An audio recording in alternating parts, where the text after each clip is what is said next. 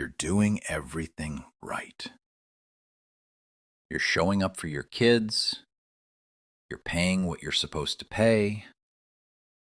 You're trying to move on with your life. And she still finds a way to blow it up. A text at 11 p.m. about something that doesn't matter.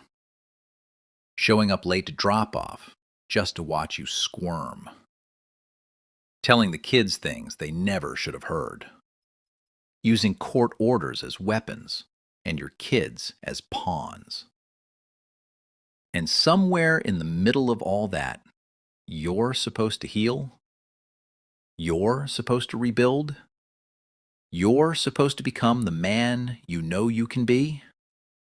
Yeah, you are.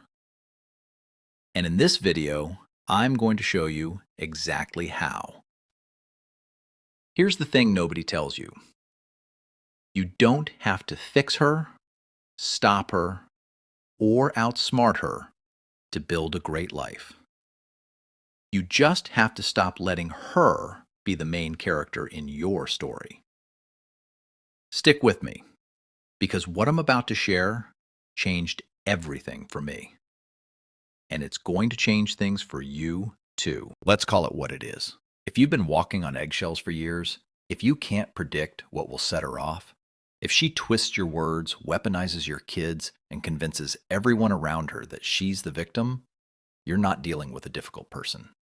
You're dealing with a narcissist. And I say that not to give you a label to hide behind. I say that so you understand. The rules that work with normal people don't work here.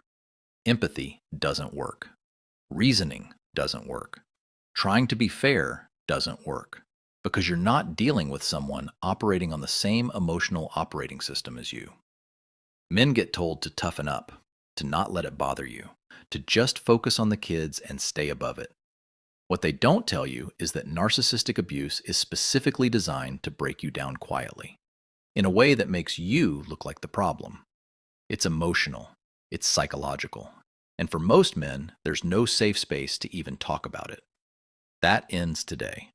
Here's what I know from experience. You cannot control her. You cannot change her. And you cannot wait for her to give you permission to be okay. Your healing cannot be conditional on her stopping, because she's not going to stop. So the question is, what are you going to do? Strategy number 1, go dark. Going dark doesn't mean going silent on your kids. It means going silent on her as a person. You stop feeding the beast. Narcissists run on your reaction. Every time you defend yourself, explain yourself, or respond emotionally, you hand her fuel. So you stop. Here's how you do it. Text-only communication. No calls unless it's a true emergency. 1-sentence replies. No explanations. No jade. That stands for justify, argue, defend, or explain. Use apps like Talking Parents or Our Family Wizard. Everything documented, everything neutral. When she sends a paragraph of insults, you respond with, "Noted. I'll have the kids ready at 6. That's it. I remember the first time I sent a one-line response to something that would have sent me into a spiral before. She fired back with 3 more messages trying to get a rise out of me, and I just didn't respond. I sat there and felt something I hadn't felt in years. Power. Quiet power. Strategy number 2. Build a legal wall. When you're co-parenting with a narcissist, ambiguity is your enemy. She will fill every gap in your parenting plan with chaos. Here's what you do. Get a parenting plan that is specific, not reasonable visitation, specific days, times, holidays, pickup locations. Every agreement in writing. Every change in writing. Nothing verbal. Stop negotiating in good faith with someone who has no good faith. Go through the courts or through your attorney. That's what they're there for. Document everything. Screenshots, dates, times. You may not need it now, You will need it eventually. The legal system isn't perfect, I know that, but structure is your friend when you're dealing with someone who lives in chaos. The more structure you create, the less room she has to maneuver. Strategy number 3. Protect your kids without bad-mouthing her. This one is hard because part of you wants your kids to know the truth, and part of you is terrified of what she's telling them about you. Here's what I know. Kids who grow up with a narcissistic parent almost always figure it out eventually. Your job is not to speed that up. Your job is to be the stable parent, the one who never put them in the middle. Here's how you do it. Never badmouth her to the kids, even when they repeat things she said about you. Stay calm, stay loving. You can say, "I hear that. What do you think?" Let them process. Don't plant. Create a safe space in your home. Stability, consistency, low drama. That is the antidote to everything they experience at her place. If the kids are showing signs of emotional manipulation or parental alienation, document it and speak to a family therapist. Get a professional voice on record. I know it feels unfair that you have to take the high road when she's taking the low road every single day. It is unfair, and you're going to do it anyway. Not for her, not even just for the kids, but because you are building a man your children will be proud of. That's the standard you're playing to. Strategy number 4. Rebuild you. Everything I've said so far is about managing her. This part is about you. Because here's the truth. You cannot be the father your kids need, the man you want to be, or build the life you deserve if you're running on empty. 4 pillars. Remember them. Body. Get back in the gym. Get outside. Move your body. Physical health is the foundation of mental health.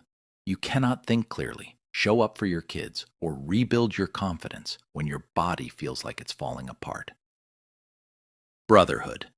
You need men around you, not just guys to drink with.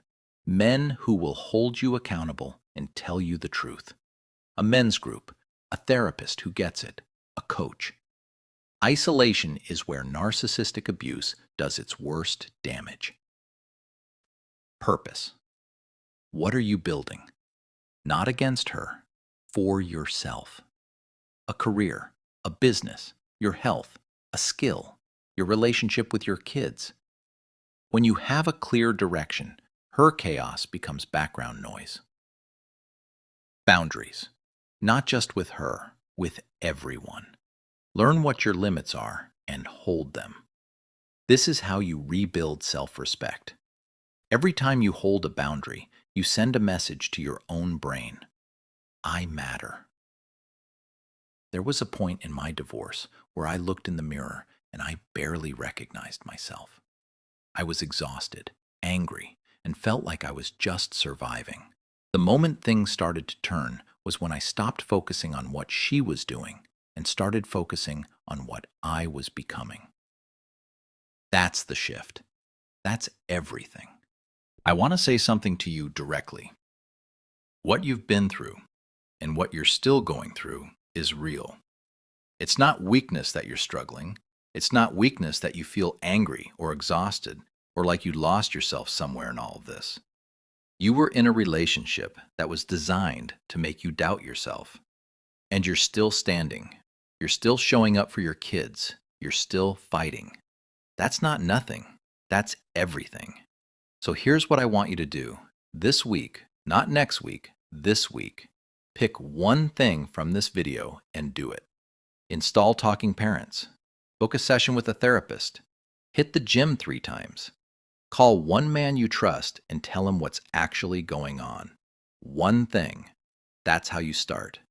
If this video hit home, I need you to do 2 things. Drop a comment below and tell me which strategy you're starting with. And share this video with a man who needs it, because I promise you, he's out there and he doesn't even know help like this exists. Subscribe if you haven't already. We're building something here, a community of men who are done surviving and ready to rebuild. I'll see you in the next one. You've got this.